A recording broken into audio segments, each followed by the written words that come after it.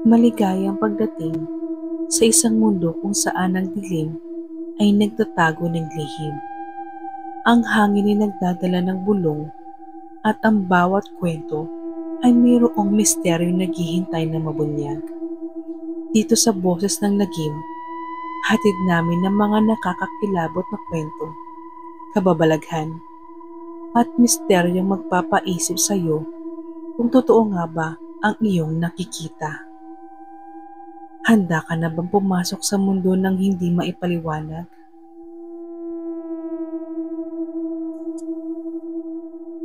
Sa isang tahimik na bayan na tinatawag na San Felipe, may isang maliit na karinderya na madalas dinarayo ng mga tao. Hindi ito marangya, pawid ang bubong, kahoy ang dingding, at kalawangin ng lumang karatula sa labas na nakasulat, "Kainan ni Aling Virgie." Ngunit kahit payak, palaging puno ang lugar. Ang mga estudyante, tricycle driver, mga manggagawa, at kahit mga bisita mula sa kalapit bayan ay tumatambay doon. Ang dahilan, ang mga ulam ni Aling Virgie. Kakaiba ang linamnam, kahit simpleng adobo, parang may sariling halina. Ang sinigang ay eksaktong-eksakto ang asim at lambot ng karne. Ang menudo, kahit paulit-ulit mong kainin, hindi nakakasawa. Marami nagsabi na hindi nila matukoy kung anong merong klaseng timpla ang meron sa kanyang luto. Pero tiyak na may lihim na sangkap si Aling Virgie. Siya mismo, si Aling Virgie, ay mabait at magiliw sa lahat. Lagi siyang nakangiti at mahina ang tinig. Parang walang masamang tinapay. Palagi niyang sinasabi, "Kumain lang kayo mga ihot iha, mura lang, masarap pa." Ngunit hindi lahat ay naniniwala. May ilan na nakapansin ng kakaiba sa kanyang lutuin. May mga parokyano na pagtapos kumain, nakakaramdam ng biglang pananakit ng tiyan o kaya'y panlalamig ng katawan. Ang iba'y nagiging matamlay, parang may sumisipsip ng kanilang lakas. Subalit sa tuwing babalik sila sa kainan, tila nakalimutan nila ang takot at kusa pa rin bumabalik para muling tikman ang mga putahe.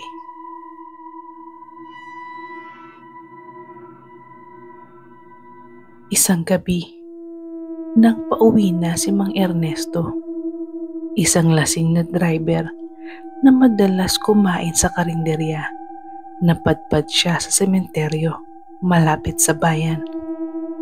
Doon ay natanaw niya ang isang babaeng nakaitim, may dalang sako at matalim na gulok.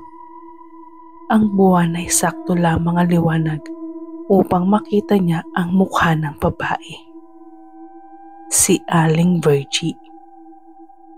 Dahan-dahan itong hinuhukay ang lupa sa isang bagong libingan.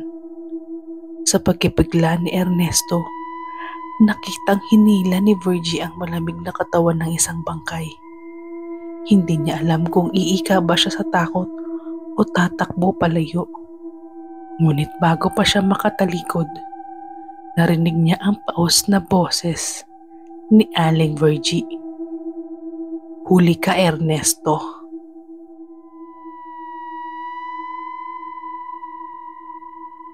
Kinabukasan, nagkalat ang usapan na biglang nawala si Mang Ernesto. Sabi nila, baka raw umalis ng bayan.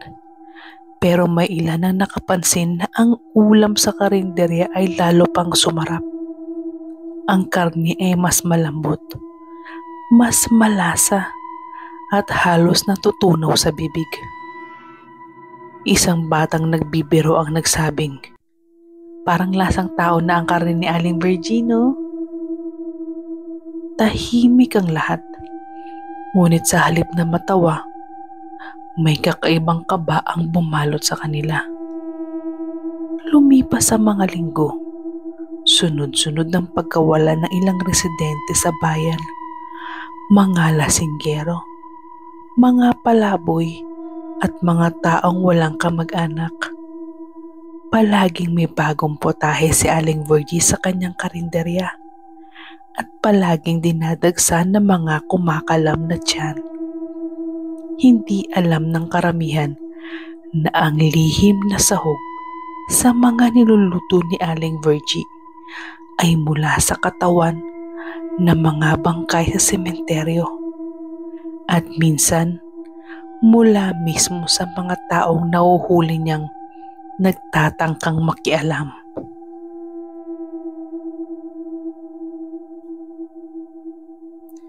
Isang araw, may naglakas loob na mag-imbestiga. Si Padre Ramon, ang pari ng San Felipe. Napansin niyang kakaunti na ang mga pumapasok sa misa at marami ang mas gustong magpunta sa karinderya ni Aling Virgie.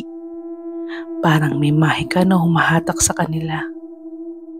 Gabi-gabi, palihim niyang sinusundan si Aling Virgie at doon niya natuklasan ang katotohanan. Sa loob ng karinderya, sa isang lumang lutuan, nakita niya ang peraso ng katawan ng tao. Mga kamay na tinadtad na parang baboy. Mga butong pinakuluan para gawing sabaw. At mga matang nakalagay sa garapon na parang pampalasa. Nakita rin niya si Aling Virgie na nakapikit. May hawak na itim na kandila at nakasulat sa sahig ang mga kakaibang simbolo. Habang hinahalo ang niluluto, binubulong niya, "Kaluluwa ng bangkay, lakas ng laman, halina't maging panlasa ng aking kainan." Doon na natuklasan ni Padre Ramon, si Aling Virgie ay isang mangkukulam.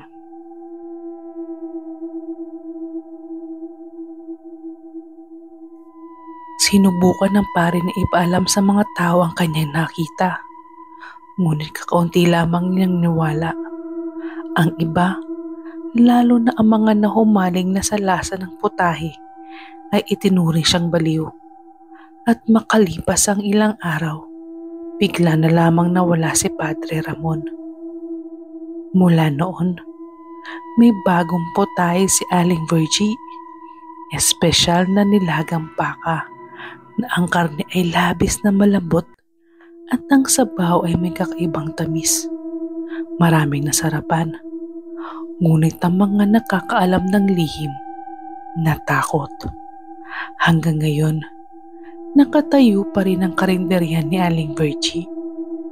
At kung sakaling mapadaan ka sa San Felipe at matuksong kumain doon, tandaan mo, baka ang ulam na iyong kinakain ay mula sa isang taong kagabi lamang ay inilibing. Tanong ko sa iyo, kung ikaw ang makakakita sa ginagawa ni Aling Virgie, mananahimik ka ba o ipapahamak mo ang sarili mo para ilantad ang kanyang lihim?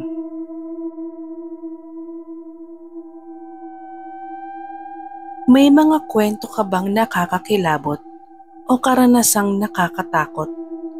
Maaari mo kaming i-message sa aming Facebook page o TikTok account. Pwede mo rin kaming i-email. Sana nagustuhan ninyo ang aming kwento. Huwag kalimutang mag-like, mag-subscribe at i-hit ang bell button para laging updated sa aming mga pinakabagong episode. Hanggang sa muli, salamat!